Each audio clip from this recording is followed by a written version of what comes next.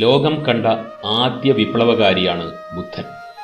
അന്ധവിശ്വാസങ്ങളാൽ പീഡിതരായ ഒരു ജനതയെ അവബോധത്തിൻ്റെയും തിരിച്ചറിവിൻ്റെയും യുക്തിയുടെയും പുതിയ ആകാശം കാണാൻ പഠിപ്പിച്ച മഹാഗുരു.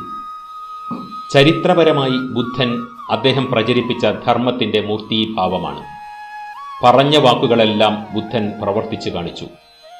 അദ്ദേഹം കണ്ടെത്തിയ ആത്യന്തിക സത്യങ്ങൾ വിശ്രമമില്ലാതെ പ്രചരിപ്പിക്കുകയും അതിൻ്റെ യഥാർത്ഥ മാതൃകയാകുകയും ചെയ്തു. മനുഷ്യന്റെ ദൗർബല്യങ്ങൾ ഒന്നും തന്നെ കാണിക്കാതെ മനുഷ്യരാശിയുടെ കണ്ണീരിൻ്റെ കാരണം തിരഞ്ഞ് ഒരു മനുഷ്യായുസ്സും സമൂഹത്തിനായി ത്യജിച്ച മഹാനാണ് ബുദ്ധൻ.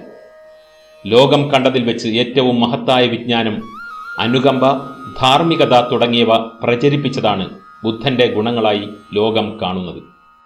ഒരു ഉറുമ്പിനെപ്പോലും നോവിക്കരുതെന്നും ആരെയും നോക്കുകൊണ്ടുപോലും വേദനിപ്പിക്കരുതെന്നും ആഹ്വാനം ചെയ്ത ബുദ്ധൻ വിദ്വേഷത്തെ വിദ്വേഷം കൊണ്ടല്ല സ്നേഹം കൊണ്ടാണ് ജയിക്കേണ്ടതെന്നും ക്രോധത്തെ കാരുണ്യം കൊണ്ടും തിന്മയെ നന്മ കൊണ്ടും നേരിടണമെന്നും പഠിപ്പിക്കുന്നു.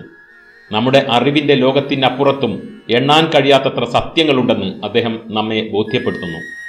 ക്ഷമയാണ് പ്രധാനം. നമ്മെ നാമാക്കുന്നത് നമ്മുടെ ചിന്തകളാണ്. ആധ്യാത്മികതയുടെ അത്യുന്നതിയിൽ എത്തിയതിൻ്റെ ഉദാഹരണമായി ബുദ്ധനെ കാണാം. ലോകത്ത് ആർക്കും സത്യസന്ധമായ സമ്പൂർണത കൈവരിക്കാൻ കഴിയുമെന്ന് ബുദ്ധൻ പഠിപ്പിച്ചു. നിങ്ങൾക്ക് തനിച്ച് സന്തോഷം, സമാധാനം, ധാർമ്മികമായ ഔന്നത്യം എന്നിവ നേടാൻ കഴിയുമെന്ന് ബുദ്ധൻ ഉപദേശിച്ചു.